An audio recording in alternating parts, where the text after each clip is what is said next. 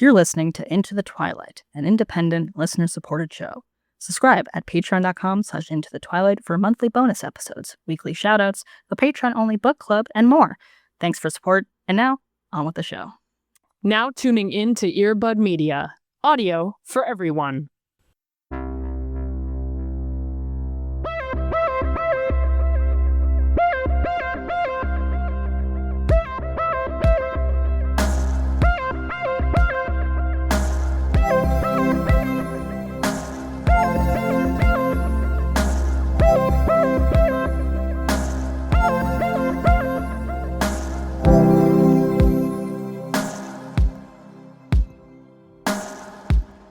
I am scrolling down, and I do see this photo that you put here, and I am confused by the look, but I'm excited by the look. And that's fair. That's reasonable.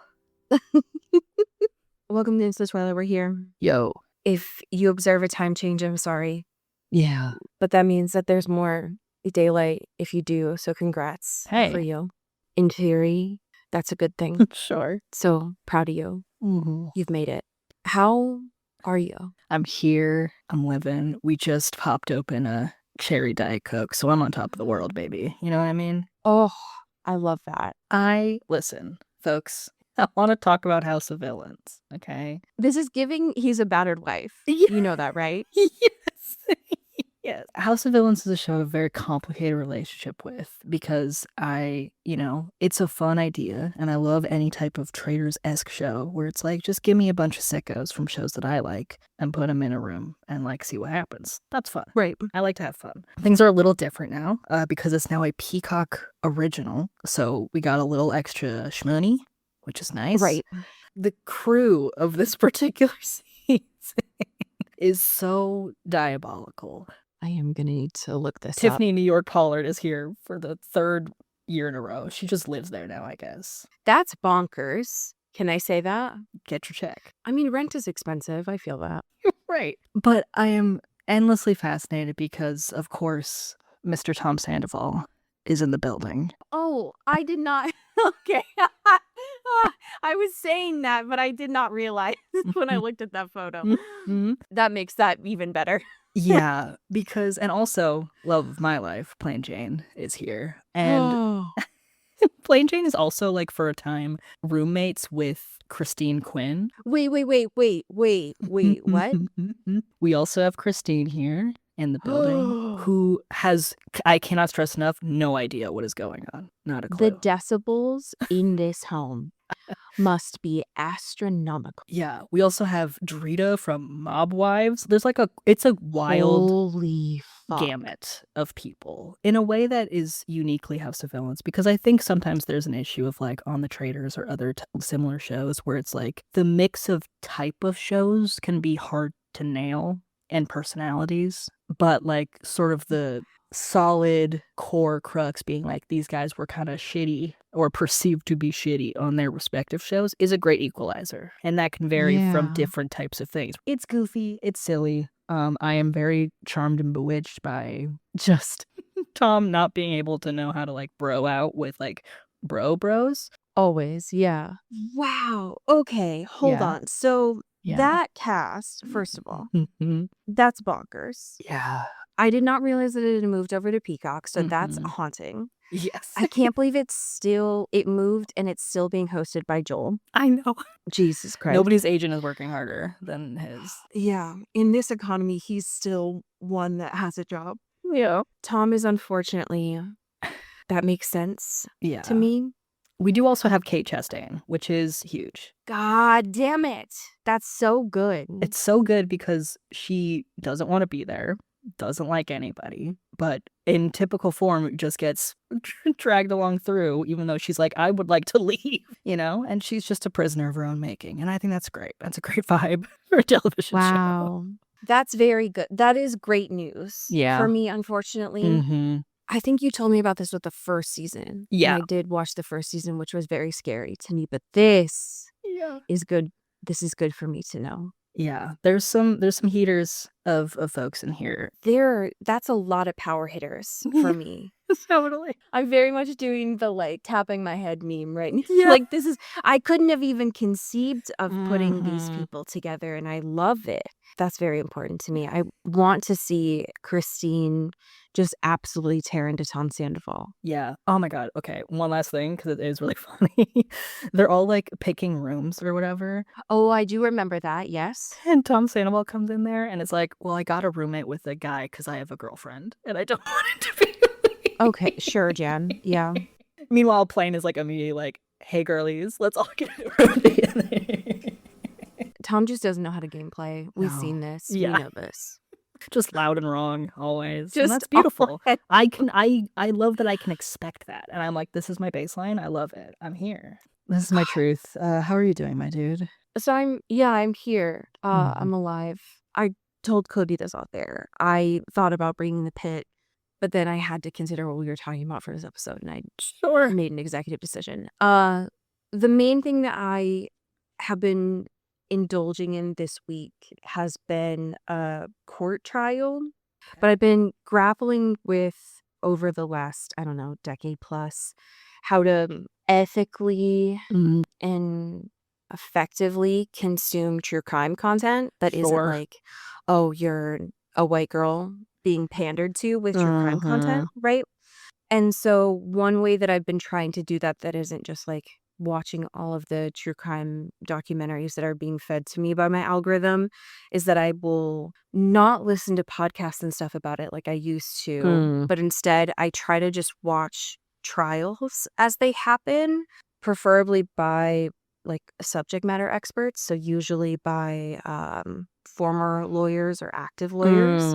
And I find that that is helpful for my brain because I've told you that I've thought about like doing the LSAT Sure, and yeah, like studying yeah. for it just to keep my brain sharp. But I find when I'm watching trials as they happen, it's helpful to one, start to learn the language and also anticipate when they're happening. Like, okay, what would the prosecution say? What would the defense say?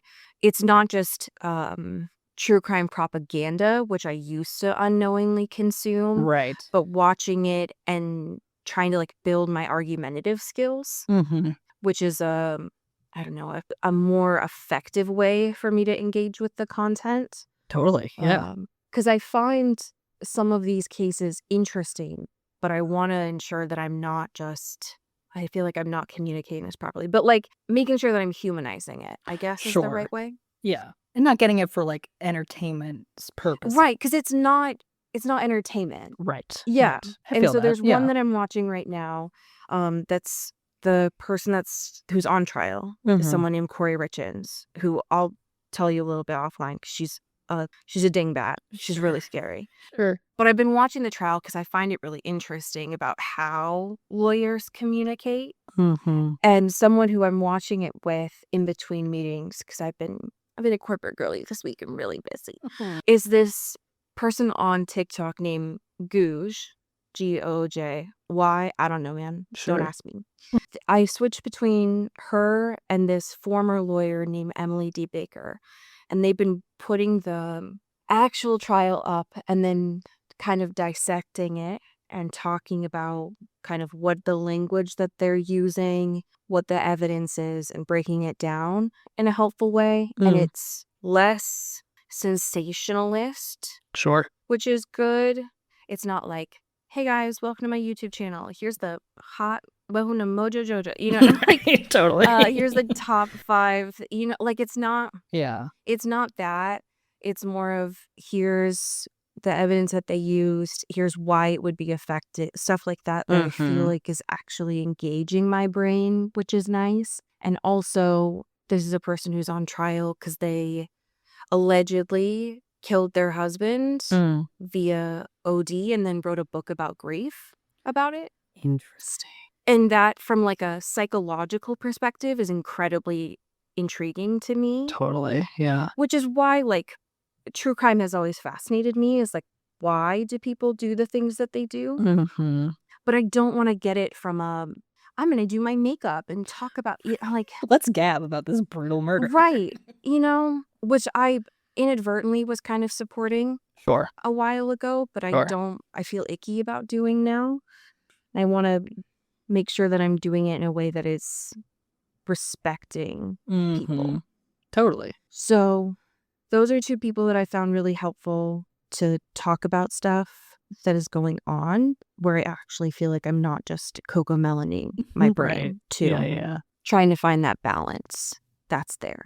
Hell yeah. So that is a happy thing that I have, where I'm trying to keep that brain active as much as I can while still engaging with a topic that I do find interesting. That's there. Hell yeah. As a noble pursuit. Trying to, you know what I mean? Right. Totally. We have two very different pieces of current events today. Where would you like to start? Let's do perfume corner. Okay.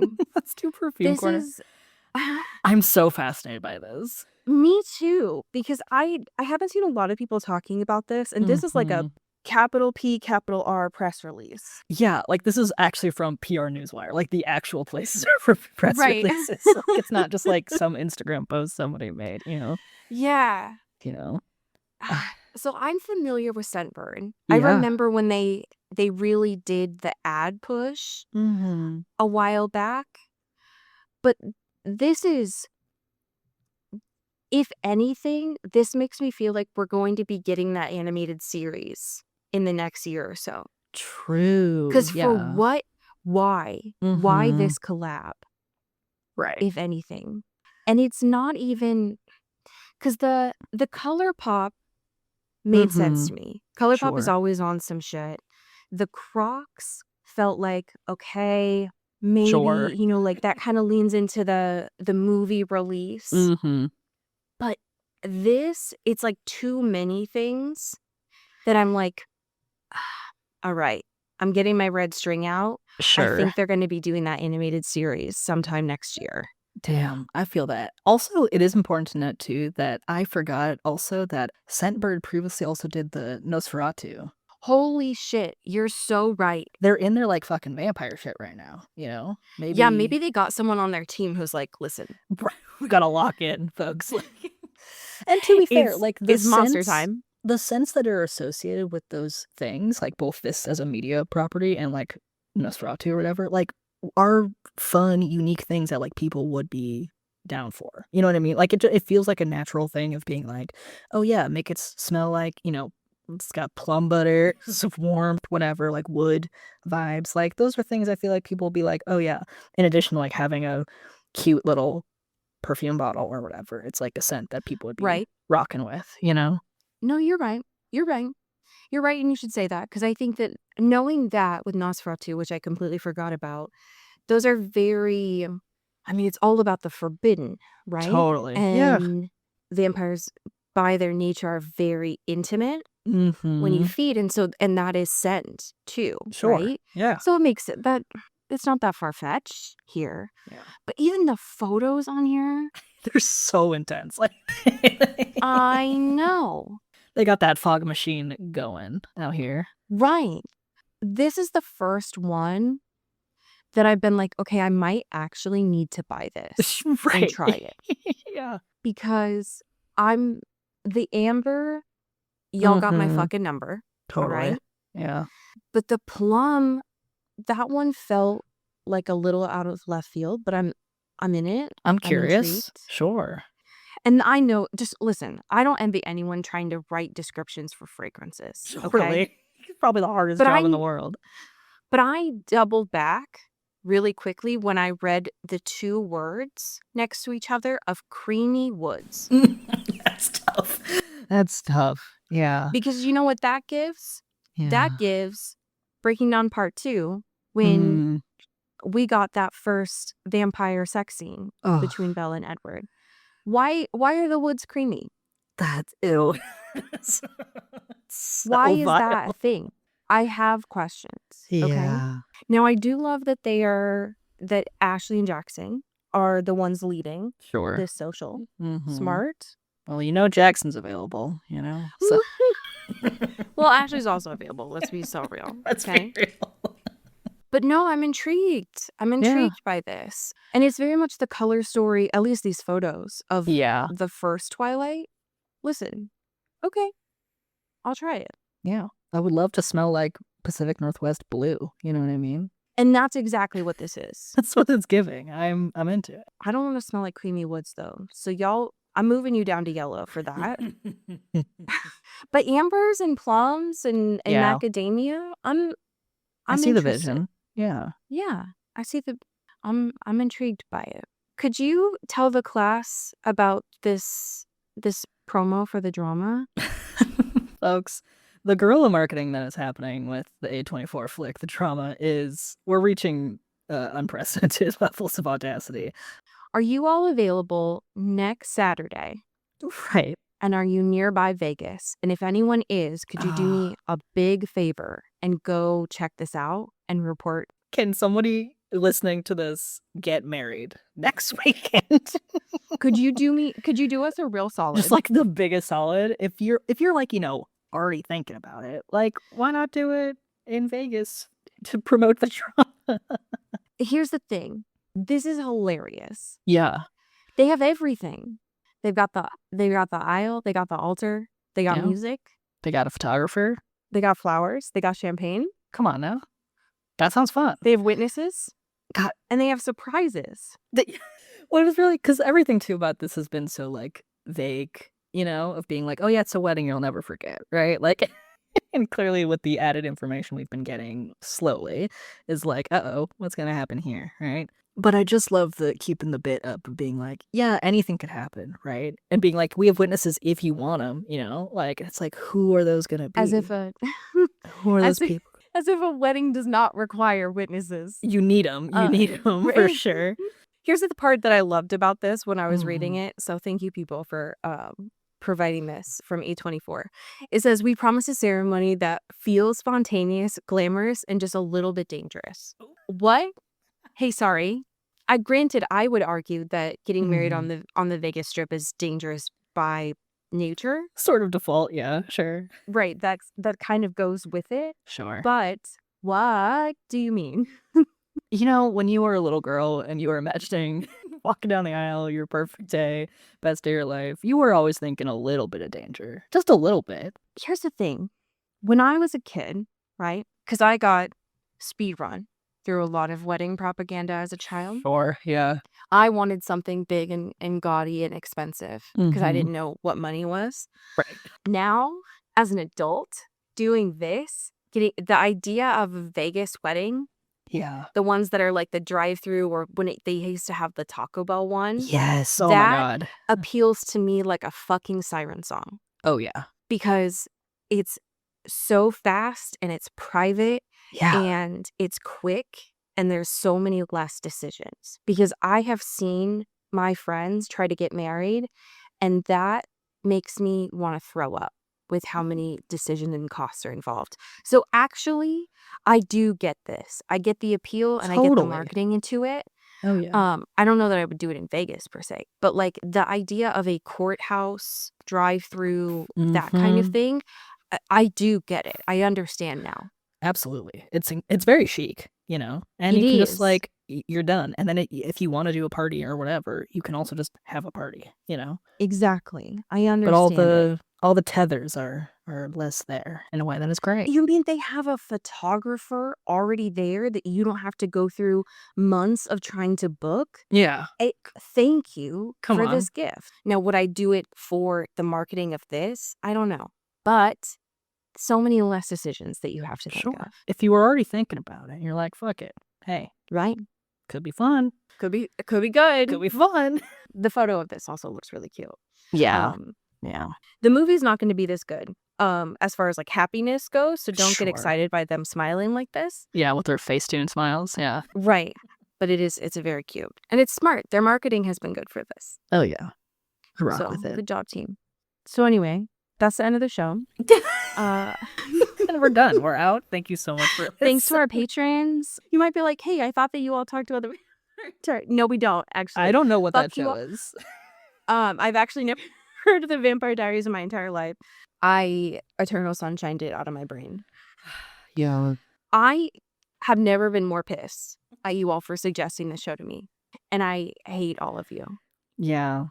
Listen, to be fair, we were also warned, I feel, a couple of times with trusted confidants of being like, hey, so like maybe you'll have fun the first like 3 seasons and then it's gonna be a bad.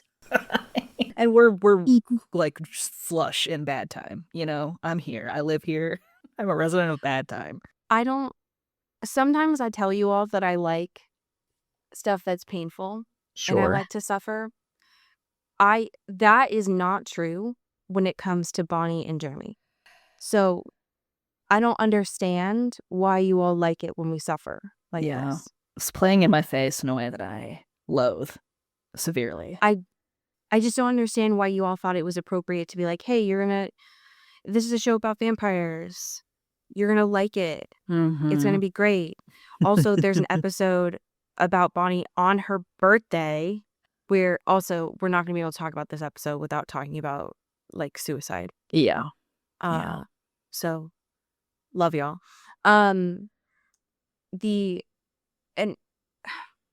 so just go sit in the corner, all right? The audacity of doing this kit and caboodle on her birthday. And you know, because she's been tracking the sense of time, even though she's been living the same day forever and ever and ever. She is still like... She changed a whole 1994 calendar to keep up with the dates because she's a genius, obviously. Right. She's a woman in STEM and she's doing it. And you're like, make me watch her be sad on her birthday and drinking to excess on her birthday and having folks being able to see her, but not vice versa on her birthday.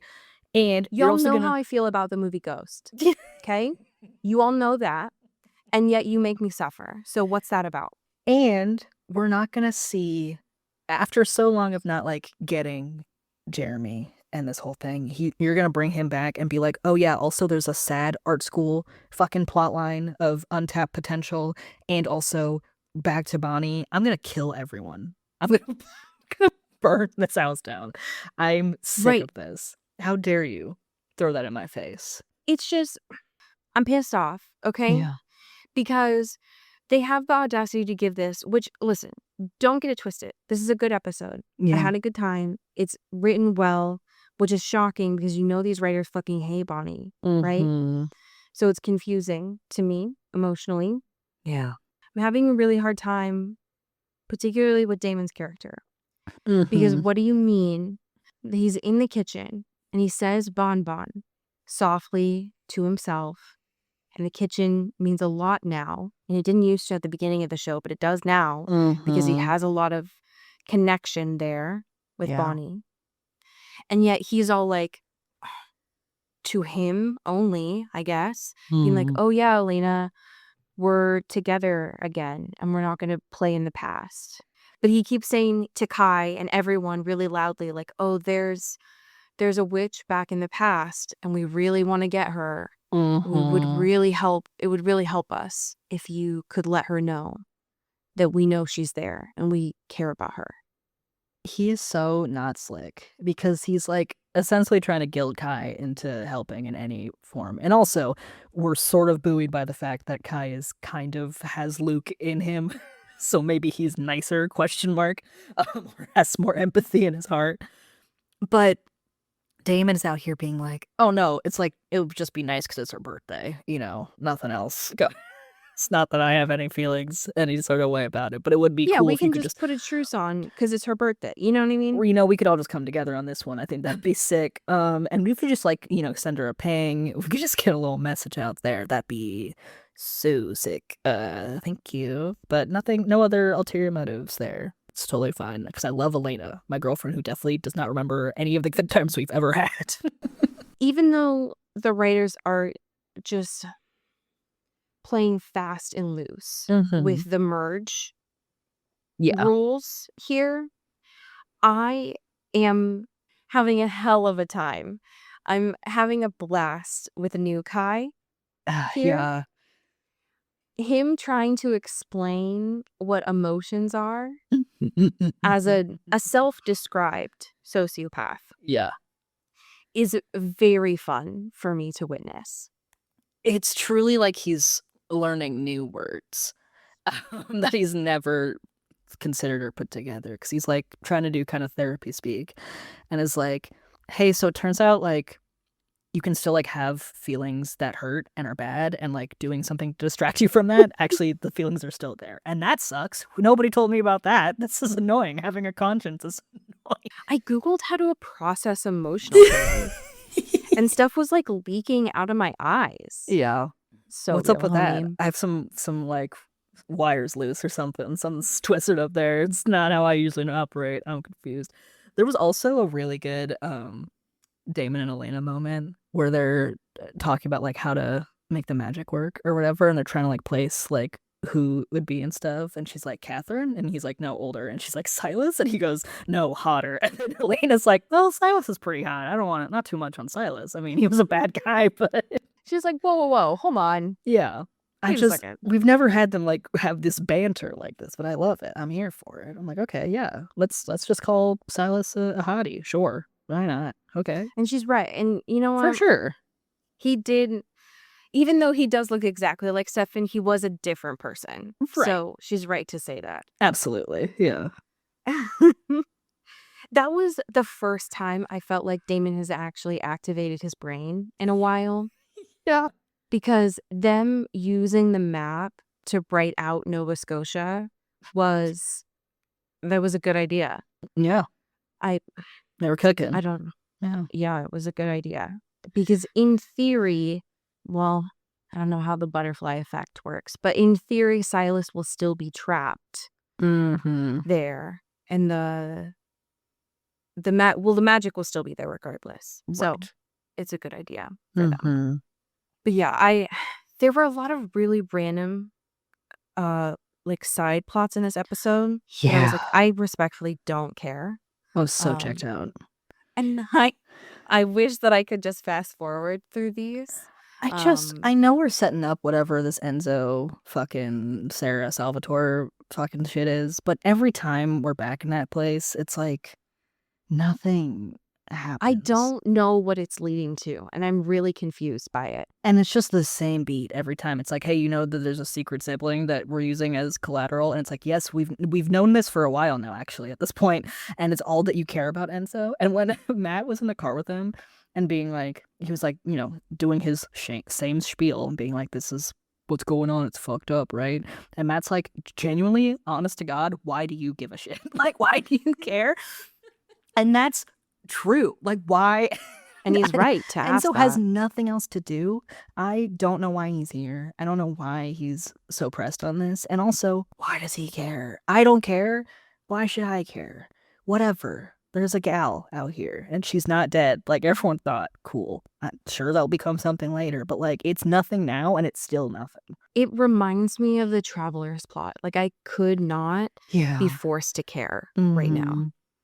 And I am trying with all of my might to figure out where they are trying to go with it. Yeah. And I don't know. Yeah. It was So pretty I'm- funny though when Matt was left at the bus station and It was pretty that good. lady came up and was like, hey, Ansel Adams, and he's like, what? Who is that? My name is Matt. I don't know what you're talking about. And she's like, hey, this is a campus bus, so it's not going to take you to anywhere. So how about we get you on a bus? And he's like, for sure. Okay, thank you so much. I have no phone, no wallet, and I don't know who Ansel Adams is. I'm scared. It was so funny when she was like, so how did you think you were going to pay for coffee? And he was like, oh, I don't. How are you going to pay for the bus? He's like, oh, I also don't know that. I don't know. Yeah, was charisma, just here. charm. My beautiful joie de She's- vivre. I don't know. She's like, did you just get dropped here from space? He's like, pretty much, actually. I don't know where I am and I'm the other scared. one- Help. Literally. And Matt, his version of hell would be improv because he cannot vibe no. to save his life. Bless him, though. The other one that I could not be forced to care about was Caroline trying to get the bear in the woods. Yeah, I thought Beargate would be a much more satisfying situation. Because really it's just Stefan being like, oh, look, there's the bear's ear. And she's like, oh, okay. And like, obviously he's using it as distraction because there's a lot of stuff going on in Caroline's life. I get it. And being like, well, this is something I have control over because I can probably find the bear. So if I could do that and change something, maybe the bear will be helpful. It is funny though, because she picks it up and immediately decapitates Miss Cuddles, which is pretty sad. And then there's kind of like a beat where it looks like maybe they'll be smooching, but Caroline is emotionally spent and is crying, so that doesn't happen. But I In guess we that got Bear moment, now. I wrote in my notes, I wrote down, please don't do this in all caps. Don't And then do I wrote down on the next line, okay, phew, it's just a hug. Because the way that they looked at each other, I was like, I respectfully, this is the last thing that either of you need right now. Please Yeah. don't kiss. I'm at my limit. I can't. She's kissed too many people in those woods. I can't do this right now. Yeah. And I was really hoping that she wouldn't find the bear, because that was like the whole thing, is that she's distracting herself, right? Right. Like she can't, it's very clearly, she is trying to find something that she can control right now. Right. But when she did, decapitate it was really funny. So It's just like I- love and light, but if you're gonna choose a task to distract yourself from, maybe don't pick the one that you can kind of find pretty immediately, because then you have nowhere to go. Then it's back to my feelings, and maybe we're not there yet to figure it Right. out. And it's just like there are approximately like 6 different situations that are happening at the house right now. Yeah, there's Can kind of like y'all- 5 alarm fires going on right now that we could maybe help with.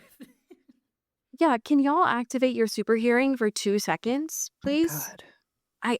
Yeah, there's like full can't. combat going on in a quick distance, so maybe we can lock in there.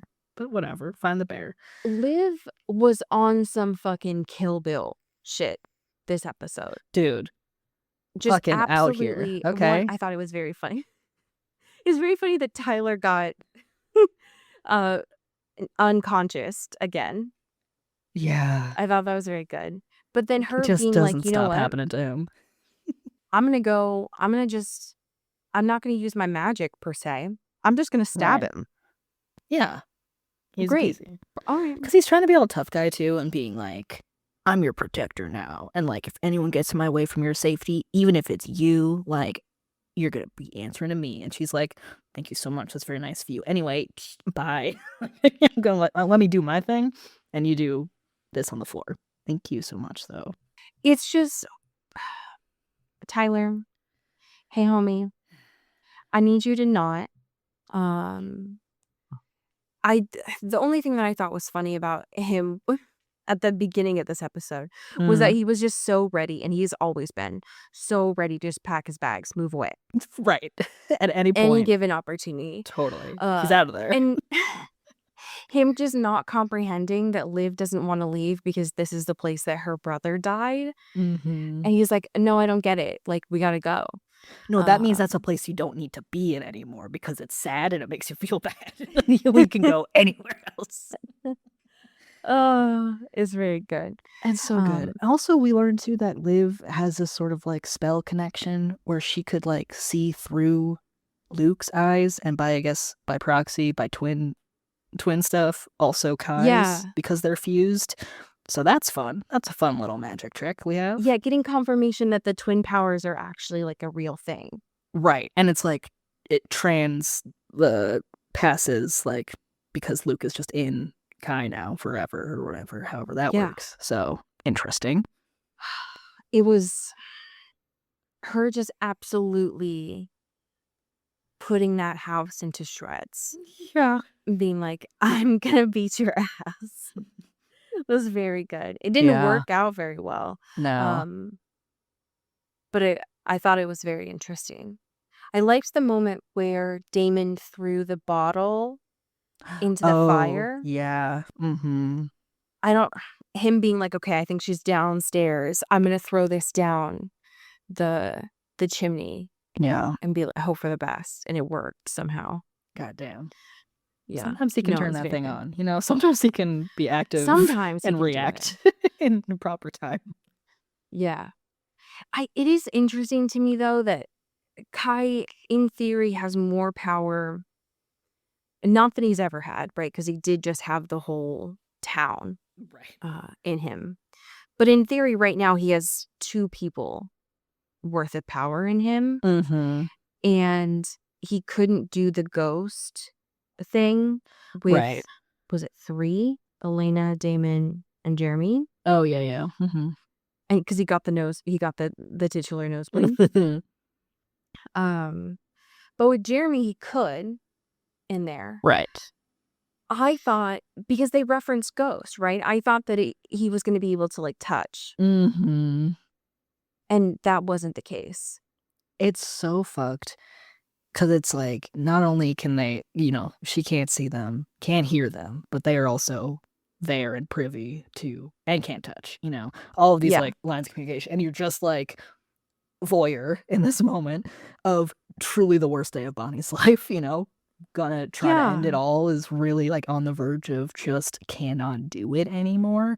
And not having any sort of tether outside of just being able to watch it happen is Right. bananas. So Because they were fucked already up. feeling helpless before. Right. Yeah. But now being able to watch it and still be unable to do anything Yeah. is somehow worse there. Mhm. Like the first time when it was all of them, being able to see her watch Damon's video Mhm. Mhm. and she's drinking the bottle. Yeah. When Damon's like, hey, just so you all know, that's the bottle. TM. Right. That's the bottle that we said we would only drink if we were going to like kill ourselves immediately after. And they're like, what the fuck were you all doing?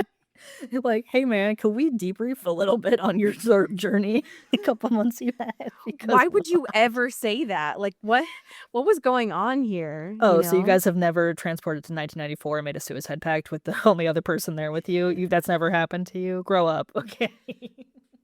Yeah, that's, first of all, embarrassing. Yeah. Get some life skills, right? Oh my God. And then going back and her being like, I think she said, cheers to making it this far. Mm-hmm. Which these writers meet me outside. Okay. Yeah. Because the tears that she was having throughout this episode, Mm-hmm. I don't know how to explain it other than the kind that don't feel forced. They just aren't. Like, I, in that moment, feel like Bonnie didn't even know she was crying. Yeah. They were just happening to her. Here's the thing that I have a question for with Bonnie's character. And when I think about this suicide pact between the two of them, hey, Bonnie, love of my life, treasure of my entire world, why the fuck would you want to go out that way? Yeah. The car, hey, Queen. Yeah. What an incredibly painful and slow way to go. Mm-hmm. In filming it, of all things. Yeah. Yeah. And watching Jeremy have to watch that, I never want to see that ever again in my entire life. So nasty. So rude. Seeing him perk up when she said his name, I took emotional damage. Yes, severely. I just, here's my question for you. Did he actually open the garage door at the end? Or was that her? I am not, because that's what's confusing, right? Of like, how much of the physical space are you actually able to interact with, if at all, Like, it seemed like he was like bashing that thing in a way that she was unable to in that moment. Because the map fell down.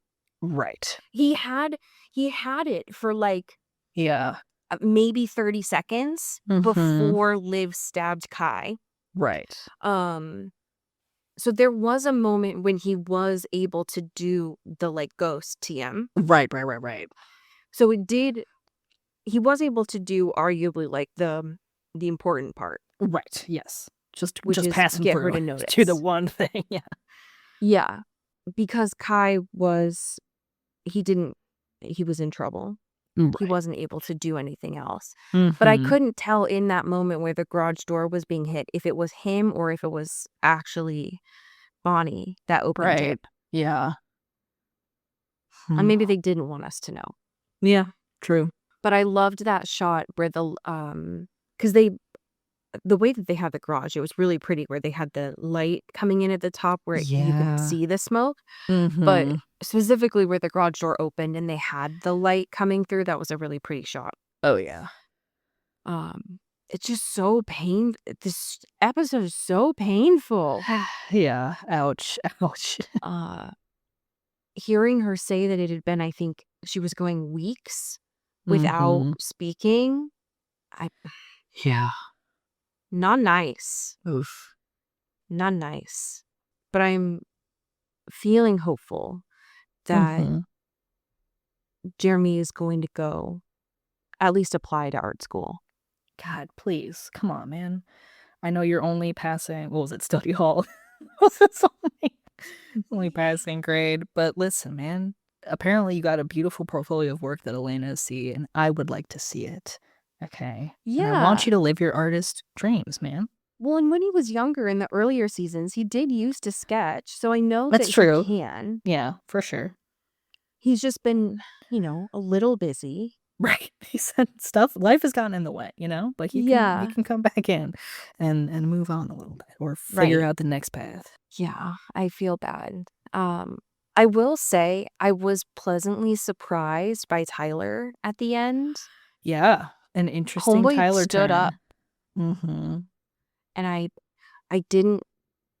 I wasn't expecting that, but I'm interested, Mm-hmm. which is a low bar. It's a low bar for him. It is very funny to be like, hey man, I'm like super protective over you now, even though we barely know each other. And also like, I want to make sure you're not going to like kill yourself doing something stupid. But also when you do come back and you did not kill yourself doing something stupid, I am going to be like, I never want to see you again because you even like played with the possibility of doing that. And I am not here for it. And it's like, okay, man, sure.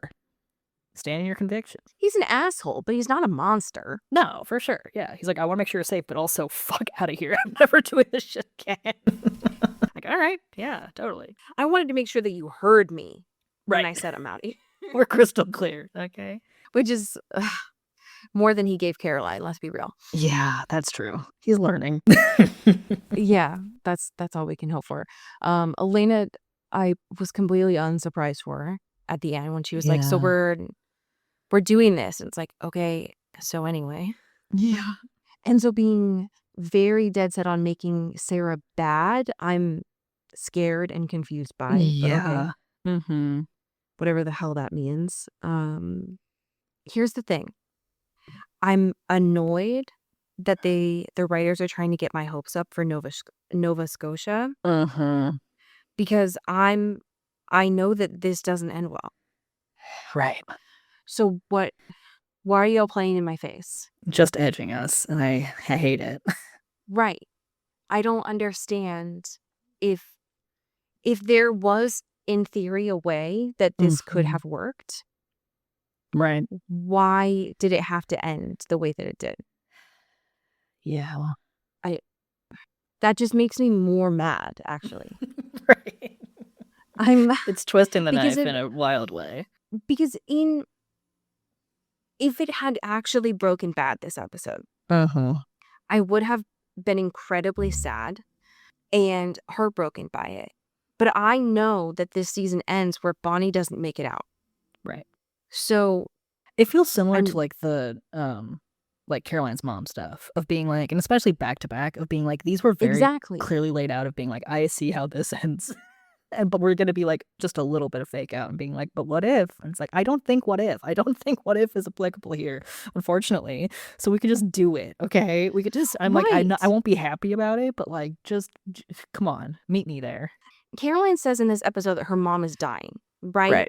So she's very clearly aware that like there isn't a fix. And I Mhm. want to make this explicitly clear.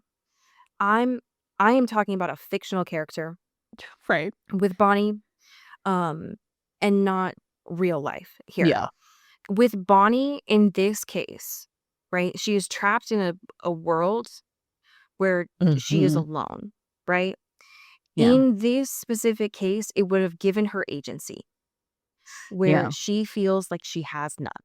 Uh-huh. And if I know, which I do outside of this story, that there is no end in sight, that like both of our decisions in this maze end to no Bonnie, then in a world where Bonnie has not been given a lot of agency in this story, then stop faking me out and just rip the Band-Aid off. Yeah. And I, of course, want more episodes with Bonnie, but I also don't want her to keep suffering, too. So I'm rocking a hard place. Yeah. But I agree with you. 2 episodes in a row where you're going to fake me out like this is pissing me off. Oh, yeah. It doesn't make sense. I'm annoyed. I'm annoyed with it. I'm intrigued by next week, which is called Stay. I also am very... I will say that the very 2015 outfit of Caroline here makes you happy. Oh, yeah. So I love that. That does bring me so joy. So that's nice. Hell yeah. We have some amazing patrons to thank. Would you like to start us off? Absolutely. Thank you to Lauren Cullen. Ooh, thank you to Zoe Forbes. Ow. Thank you to Vanessa Swan. Ooh, thank you to Greg Lautner. Ooh. Thank you to April Dobrev. Ooh, thank you to Phoebe Salvatore. Ooh. Thank you to Megan Pattinson. Ooh, thank you to Katya Karp. Ow. Thank you to Genevieve Morgan. Pew, pew, pew. Thank you to Danielle Burke. Pew. Thank you to Janae Bennett. Ooh, thank you to Rena Zeklos. Ooh. Thank you to Emily Ozera.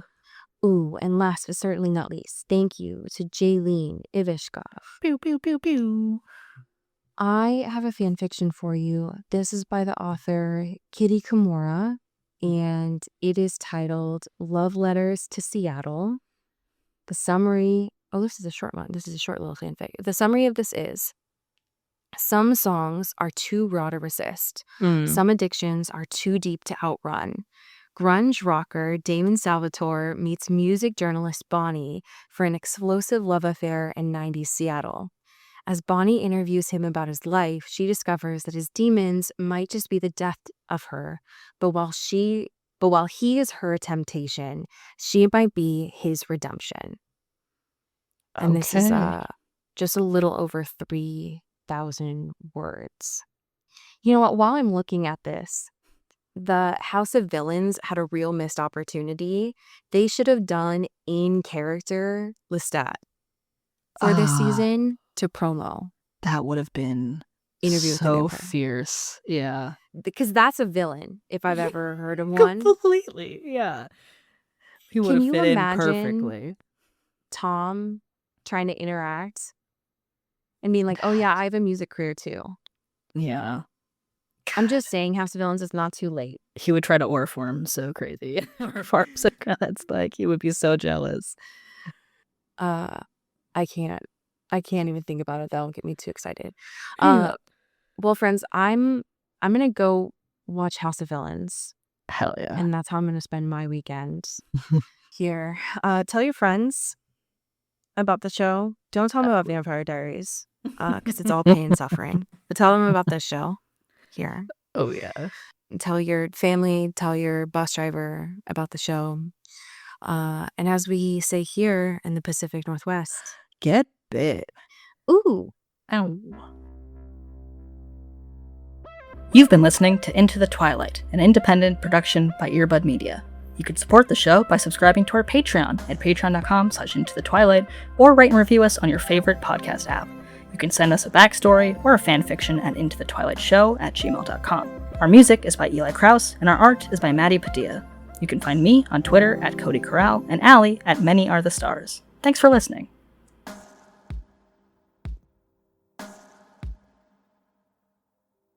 You've been listening to Earbud Media Production. Earbud Media, audio for everyone.